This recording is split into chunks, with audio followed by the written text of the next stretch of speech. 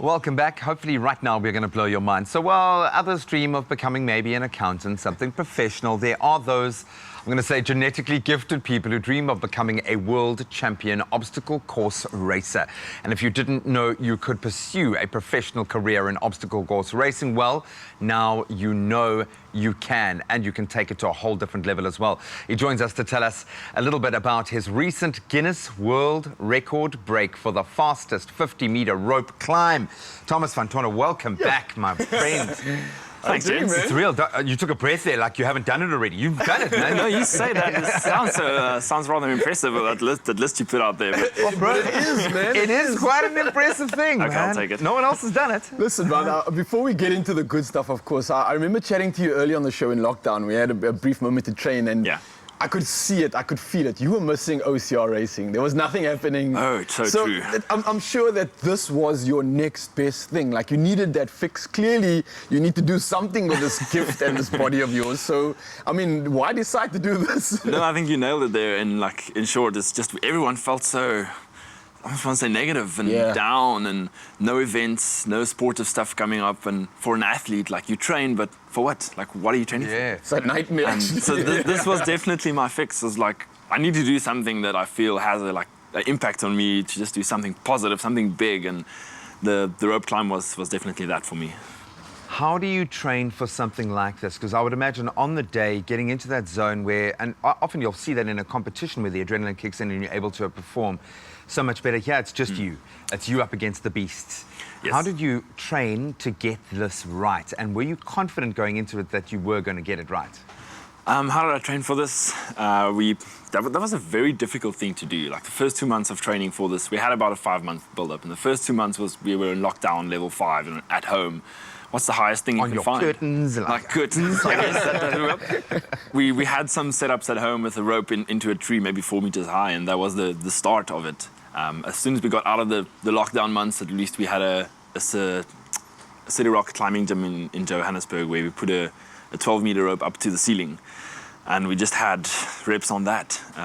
Like, the closest thing we could find to simulating this extremely long climb. Like, it was really hard finding ways to train for it, because it's just so different. There's not much that kind of plays into this. So we had a climbing gym, 12-meter rope.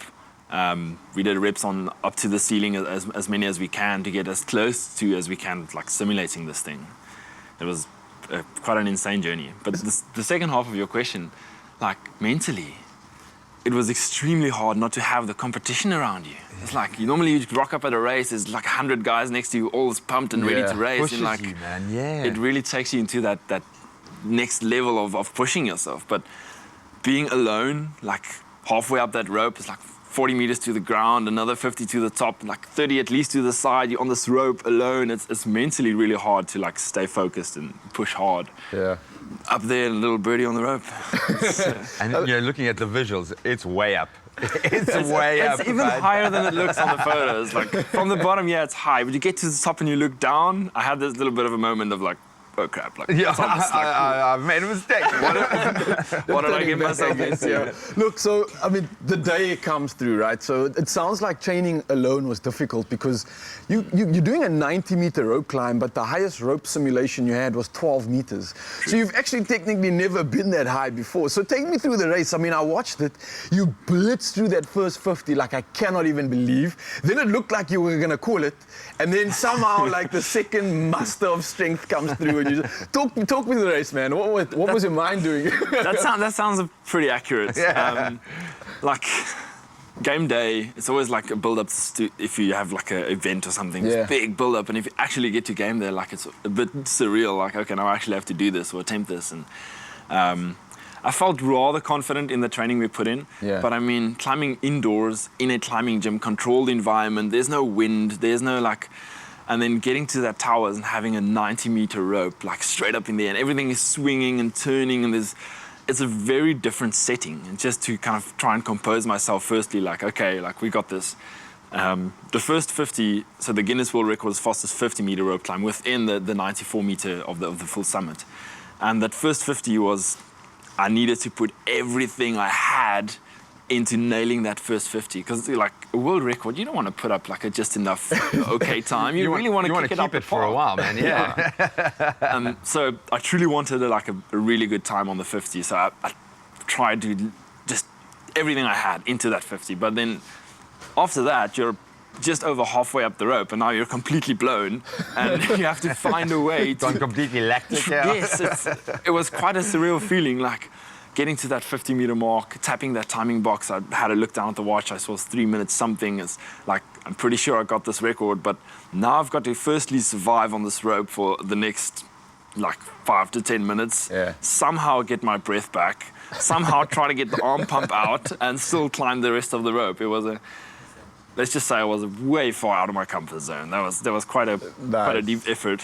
Just imagine with now having those neural pathways activated in your brain, the next time you do get to actually race, and what that means. I pity the fool. I pity the fool. But congratulations, my friend. An inspiring feat. I think not just to athletes, but South Africa needs these kind of stories right now. And we need to see people pushing the boundaries of human endeavor, and you've done that.